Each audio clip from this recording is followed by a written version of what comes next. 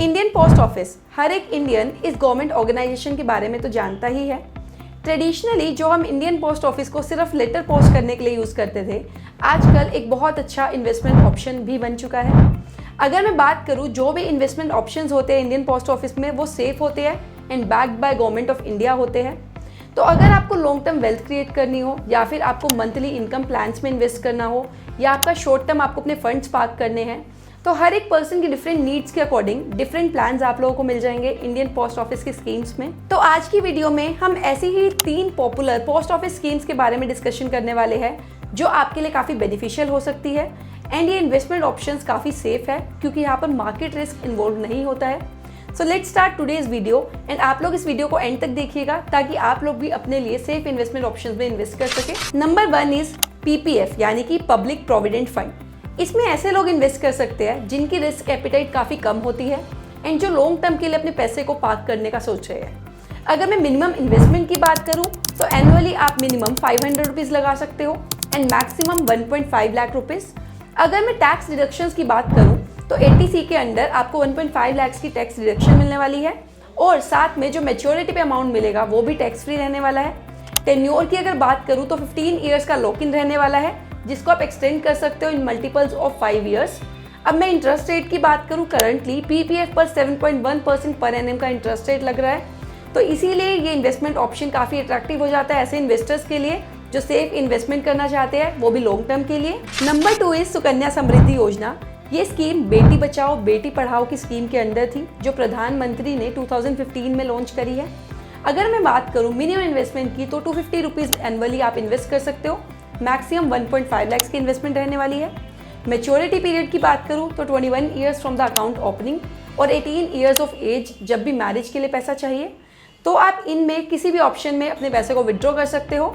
अगर मैं rate of interest की बात करूँ 8.2% पर एनम का रेट ऑफ इंटरेस्ट मिलने वाला है इस इन्वेस्टमेंट ऑप्शन में आपको।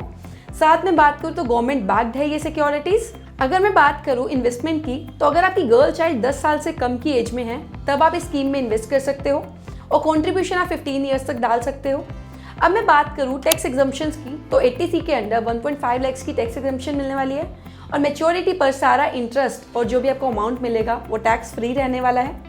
ये स्कीम इसीलिए ज़्यादा इंपॉर्टेंट हो जाती है क्योंकि जितनी भी स्मॉल सेविंग स्कीम्स है उससे बेटर इंटरेस्ट मिलता है यहाँ पर, और आप अपनी गर्ल चाइल्ड के फ्यूचर को भी सिक्योर कर सकते हो इस बेटर स्कीम से, क्योंकि जब आपको अपनी बच्ची की एजुकेशन या फिर मैरिज के लिए पैसा चाहिए आप इस पैसे को विड्रॉ कर पाओगे एंड यूज़ कर पाओगे। एक और कंडीशन ये है कि एक फैमिली में से आप सिर्फ 2 गर्ल चाइल्ड के लिए ये अकाउंट ओपन करवा सकते हो। एक इसके लिए एक्सेप्शन है, अगर ट्रिपलेट्स होते हैं, तीनों गर्ल चाइल्ड होती है, तब आप 3 के लिए ओपन करवा सकते हो। And let's say first child girl है एंड सेकंड प्रेगनेंसी के केस में ट्विंस होते हैं जो गर्ल चाइल्ड है, तब भी आप 3 अकाउंट ओपन करवा पाओगे। गवर्नमेंट बेसिकली 2 गर्ल चाइल्ड को ही सपोर्ट कर रही है स्कीम के अंदर, तो ये स्कीम काफ़ी बेनिफिशियल हो जाती है गर्ल चाइल्ड के पेरेंट्स के लिए। थर्ड जो आज की हमारी स्कीम होने वाली है वो होने वाली है post office monthly income scheme. इसमें आप इंडिविजुअली भी इन्वेस्ट कर सकते हो एंड जॉइंटली भी। इंडिविजुअल बेसिस पे आपको 9 लाख रुपए इन्वेस्ट करने पड़ेंगे एंड जॉइंट केस में आपको 15 लाख रुपए इन्वेस्ट करने पड़ेंगे। अगर मैं मैच्योरिटी की बात करूँ 5 साल के लिए आपका पैसा ब्लॉक होने वाला है और जो करंट में इंटरेस्ट रेट चल रहा है अप्रैल से जून 2024 का वो 7.4% पर एनम का है। तो अगर मैं रिटर्न की बात करूँ या फिर मंथली इनकम की बात करूँ, अगर आप इंडिविजुअली 9 लाख रुपए डाल रहे हो तो मंथली आपको 5,550 रुपए मिलने वाले हैं एज इंटरेस्ट। अब इस स्कीम के टैक्स बेनिफिट्स की बात करें तो 80C की कोई भी आपको यहाँ पर डिडक्शन नहीं मिलने वाली है, पर जो आपकी इनकम होने वाली है उस पर आपको TDS पे करने की ज़रूरत नहीं है। आपकी इनकम से कोई भी टैक्स डिडक्ट नहीं किया जाएगा। आई होप अब आपको इन तीनों स्कीम के बारे में नॉलेज तो मिल ही गई होगी। अब आप लोगों का एक कन्फ्यूजन दूर हो गया होगा कि किस पर्सन को कहाँ पर इन्वेस्ट करना है। स्टिल आप अपने फाइनेंशियल गोल्स, अपने रिस्क एपेटाइट एंड अपने फाइनेंशियल एडवाइजर के साथ ही कंसल्ट करके किसी भी स्कीम में इन्वेस्ट करिएगा।